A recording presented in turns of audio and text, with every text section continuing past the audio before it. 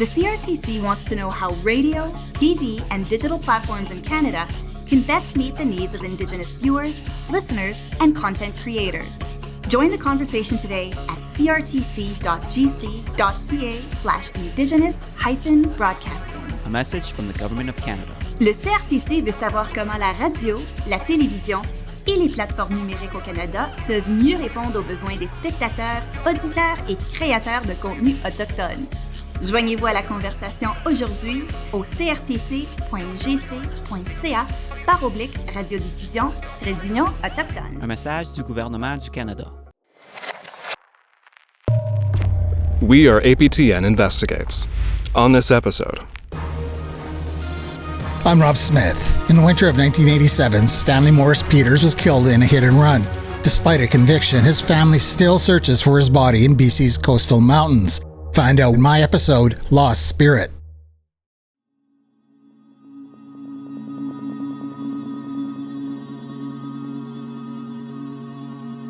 Get down, hide. Bernadette Dennis recalls whispering to her sister after seeing headlights streak across the wall. It was late. Bernadette knew it was Dad. They were supposed to be home. We didn't want to get into trouble and go home because we were supposed to be home, so we stayed hidden in the house. Just teenagers, hanging with friends in an empty house next door. Stanley Peters calls out to his daughter. No reply. He drives away. Bernadette would never hear or see her father again. That night never leaves my mind, my dreams. If I was home, if we were home to open the door, then maybe Dad would have stayed home. And then he wouldn't be gone, disappeared. A lot of it is guilt, knowing that if we opened the door, then he would be with us still.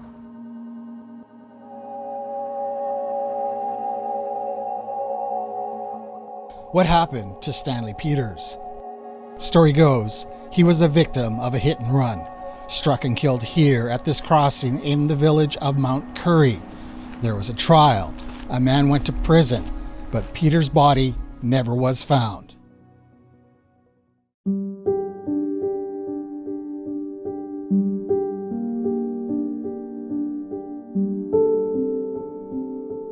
That night, Peters left his home in Darcy and drove the 40 kilometers to Mount Currie.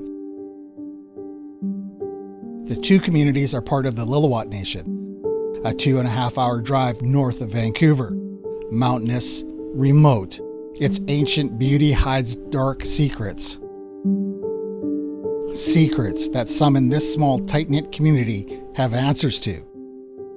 Where is Stanley Peters' body? Over the years, the family have received many tips. Each tip sends the family out into this vast territory with hopes they find the remains of their father. A lot of times my dreams are knowing Dad is missing, knowing he's gone.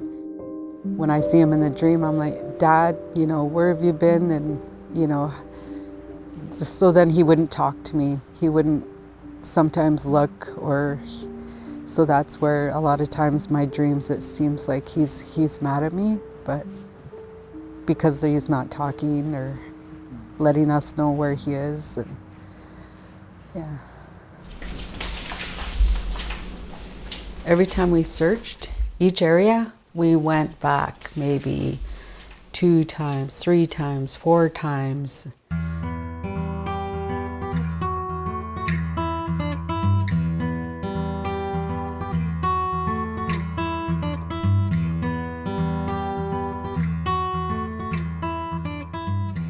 Bernadette Dennis is the oldest of 3 daughters. Sally Peters is next in line.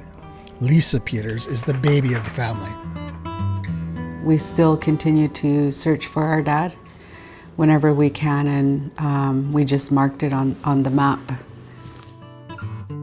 Bernadette Dennis has many fond memories of her dad, despite not living with him. Her parents divorced when she was a child, living with her mother and stepdad, moving a lot throughout the province. Naquaqua was home. It's where she felt grounded. going home to visit her dad and grandparents on holidays. She remembers the time on the land, dip net fishing at summer camp. In Nequaqua, she and her sisters visit with their uncle, Stanley's brother Mark. We went, me and my brother Stanley went way up there. We took about 6 kids up there back in the day. I keep trying to make it up there. No, yeah. Well, we do. One of these days we'll make it up, for sure. We're going to have to hurry so that we're not older and out of shape. Yeah. All these dots just show. Wow. It's taken me a long time to feel anything. Dad and I were so close that I thought, well, wouldn't I feel or have that feeling and know that our dad is gone, passed on. Sally was only 2 when her parents divorced. Her father was a drinker. At first, their mother wouldn't let the girl see him. She would beg and cry to no avail until one day her mom said okay. Visits became more regular. She was Daddy's girl. She remembers fishing and spending extra time with him picking mushrooms to sell to restaurants. She was 14 when he went missing. Until recently, she couldn't accept that he was dead. It wasn't until maybe a few years ago, I was listening to music on my phone and I came across a song that Dad listened to all the time. And all of a sudden I just broke down and cried really hard, like right from the gut hard. And then I decided, okay, well, I need to write my feelings down to Dad right now and go to the water and read it and then burn it. I smudge when Bernadette brings her smudge to us. I've never gone to elders or anybody, but that was like the only time I've ever done anything for myself. And it was mentioned that he was brought there. In this area, and I crossed the river when I was, I think, 6-7 months pregnant. I wasn't taking no for an answer to go and help and search. I went. I wasn't going to get left behind. Lisa Peters, just a baby when her parents split up. She had a complicated relationship with her father. Rumors that she was not his kid put a wedge between them. When the 2 older girls went to live with him, she stayed behind.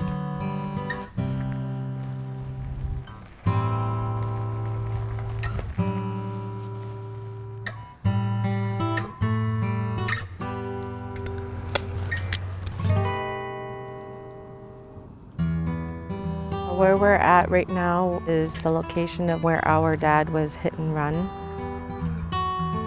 The tree that you see in the background is where I come to hang his pattern that he used to wear. I leave things there on his birthdays or on the day that he went missing. The sisters and I come here very often, smudge and pray for him to help us locate where he is. Knowing this is where my dad was last seen, it helps bring us together to go and search for his remains.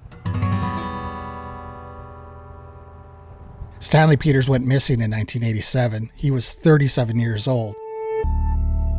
The papers picked up on the story 4 years later. The headlines were stark.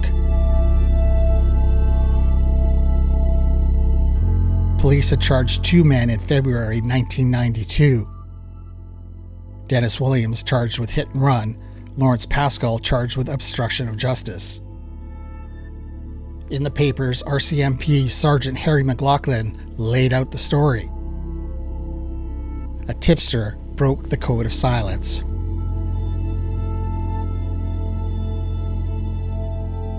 Including Williams, 6 people were in the vehicle when Peters was struck. This is what the family believes happened. Early in the morning of November 7th, 1987, Stanley Peters was at a house party. He left alone and walked down this road. He crossed the highway and was set to hitchhike home to Darcy. At the same time, a truck filled with young people left the community dance. Bernadette tells us what happened next.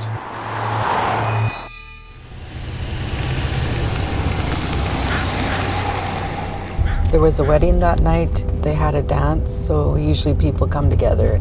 It was said that that truck that hit our dad left from that dance. The driver didn't have insurance. He stayed off the main road and followed this route, ending up at the same road Peters had just walked down.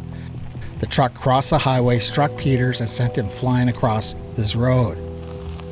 So this spot we're just passing is where our dad was hit. And it's by the tree where he was hitchhiking home the night he was hit and went missing. The truck stopped. They checked on Peters. A heated argument started. When they realized he was dead, the question was what to do with him. It was said that he was put under a cardboard box in the ditch here along this area, and just across on our right was an auto wrecker yard, and it was also mentioned that they put him in the trunk of a car until they can come back and deal with him. The family began to search. At first, it was Stanley's parents, Rosie and Stanley Sr., that took on that responsibility. February 26, 92. In 87, I started looking for my son. I went to the RCMP and reported that my son was missing. After a while, we started hearing all kinds of different rumors. Many nights I couldn't sleep, so I prayed the rosary all night. The nights were long. Just when I get to sleep, time to get up. I dream about my son 4 times. How I wish they were true. Then officers came to her door with news no mother wants to hear. When the RCMP finally came to see us, they tell us my son was hit and buried in a shallow grave somewhere, and these 2 boys are being charged. I was bottled up. I couldn't cry for a while, and I began to feel hurt in my chest, so I let go. I gathered my children and talked to them. No violence, no revenge. Revenge wouldn't bring back your brother, and to be forgiving. Hello, I'm Sav Jonesa, guest host of Face to Face. Coming up on our next episode, I'll be sitting down with Katarina Ziervogel, an actor and writer from Winnipeg. We discuss the role of Indigenous voices within science fiction and how deaf and Indigenous cultures interact. Tune in Tuesday on APTN or listen to the Face to Face podcast. Download and subscribe on your favorite player.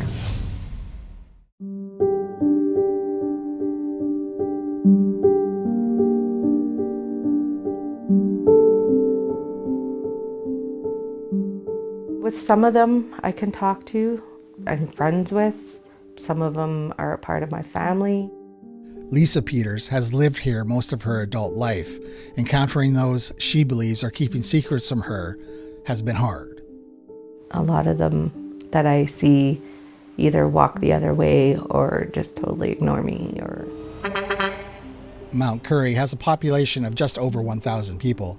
In 2005, the sisters reached out to the chief and council, asking assistance with establishing a reward to help find their father's remains. They wrote then, and believe still, Lawrence Pascal knows where the remains are. Pascal lives 2 doors down from Sally Peters. We knocked on his door to see if he'd agree to an interview.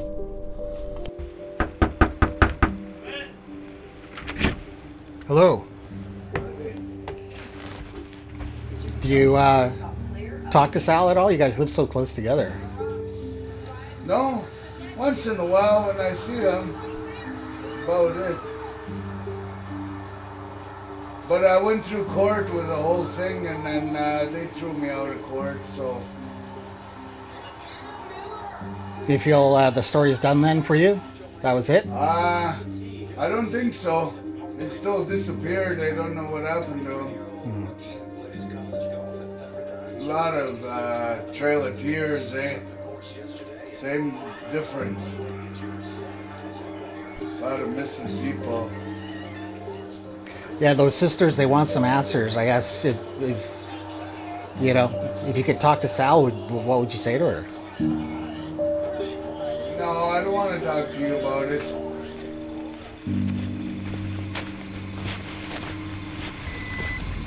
Pascal later waved us down as we were leaving. Okay, let me get out here. I'll just get a card. Here, I gotta write it down, man. Don't have a card. Write what down? My That you information. giving me a card? No, I gotta write down the information. I don't have a card.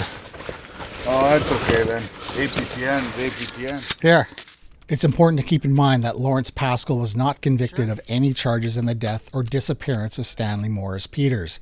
Since expressing her concerns to Chief and Counsel in 2005, Bernadette has, on occasion, spoken and corresponded with Pascal, even picking him up hitchhiking. APTN also tried to make contact with Dennis Williams. He lives 10 minutes outside of Mount Currie, just down Highway 99 on this property. We wanted to ask him about the night that Stanley Morris Peters was struck and killed. We never got the chance. We're here doing a documentary on Stanley Morris. Okay. And we're just wondering if Dennis wants to... He doesn't. Oh, okay. So, thank you. Oh, so we have the right place. You do. Okay. All right. And can I get your name? Nope. Okay. You can leave. All right. Thank you. March 29th, 1994, Dennis Williams was charged with hit and run. Lawrence Pascal was charged with obstruction. When the arrests were made, police were confident they knew where the body was. RCMP searched at least 2 locations for the unmarked grave. Despite bringing in their top forensic archaeologist, they struck out. The family has heard rumors the body is moved when word gets out about its location. How would you feel too, you know, if that happened, that you can never catch up to what you're looking for? 4 decades later, Stanley's dad still dreams about his son. Hi, Grandpa. Stanley Peters Sr. is in his 90s now. Love you. I have dreams, you know, and the old people says, you know, he's trying to tell them, just go on with your life and yours will lighten up. But it seems like we can't do that, you know, because it's in your system now. Since Peters' disappearance, the family began receiving tips that Stanley was seen alive. It sent them across North America, searching in vain. Oh, I went all over. My wife and I went from here, states, way up north as far as I can go. He believes now they received false information from the people involved, people in the community. What hurt me more was, you know, they were nice people and everything like that, but they drank, you know, and when they ran over my Stanley. On November 16th, 1994, Williams was found guilty. He spent 18 months in jail. Williams admitted he was driving the vehicle, striking a person, sending the victim flying 60 feet. A passenger in the truck, Justin Nelson, testified Williams got the others to agree to remain silent. He left the scene but came back an hour later. The body had disappeared. You get 14 months for killing my son, you know, that's a dirty thing. I said, you know, you guys admit you've done it and everything like that, you're all drunk. A witness happened upon the scene. John Jones testified he saw Pascal drag a body across the Birkenhead River and threatened to kill anyone who talked. The judge ruled Jones's testimony was not reliable because Jones was intoxicated. Pascal was found not guilty. In his judgment, Justice Edwards hoped anyone with information would come forward to allay the grief of the Peters family, noting the community has suffered considerable anxiety and tension.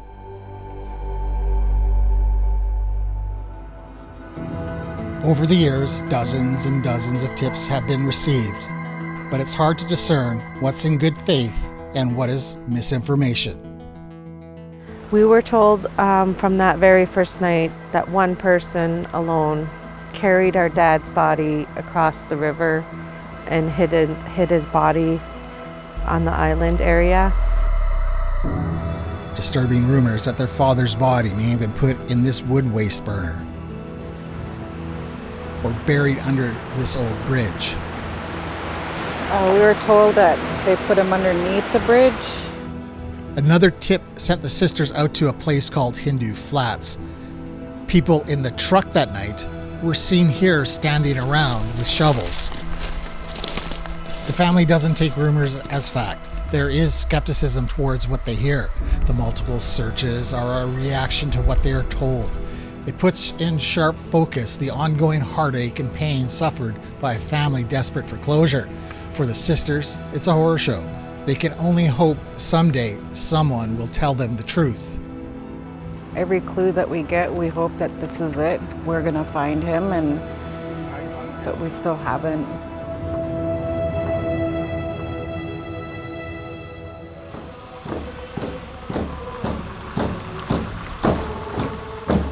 This past November, members of the Lillooet community joined the family in Mount Currie to honor their father's memory and take part in ceremony. Today is all about Stanley Morris Peters Jr. We're taking care of his spirit. Just have to learn how to believe in the prayer, believe in each other, and take care of one another. We will get there. Kukstamukhalap and Snuknuka, I love each and every one of you. We're going to be calling his spirit, and we're going to use this tie. This was done in order to walk Stanley Peters' spirit home to Naquaqua, starting at the place he was struck and killed. We miss him. He disappeared for a long time. We thought he just left. And we never really got to deal with or to take care of her spirit and bring him home.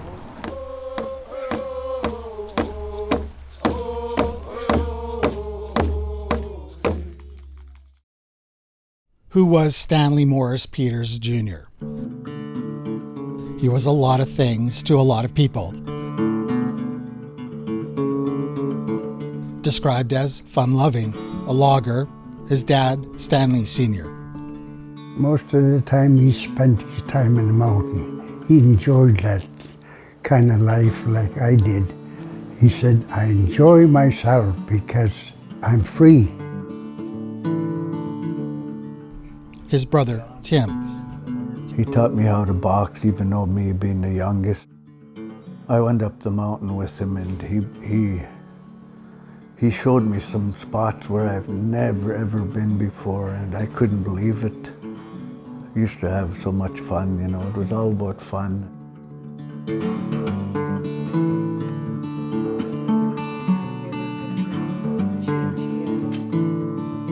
He always liked doing this to us when we were babies.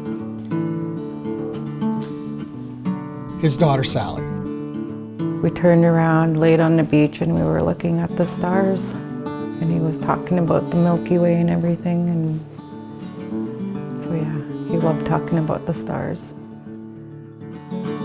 And what's the final question? What is Stanley Peters' legacy? Bernadette finds comfort in this poem, a gift from her sister-in-law. You are living in the hearts and memories of every life you ever touched. I know where you are. You are in the mist and the storm clouds. You are in the brightest, hottest sunshine. You are the beginning and ending of a perfect day. Well done, my mighty friend.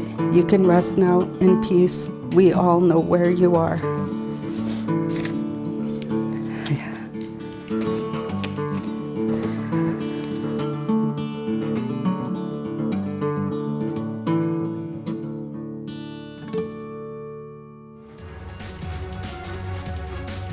Thanks for listening to this story.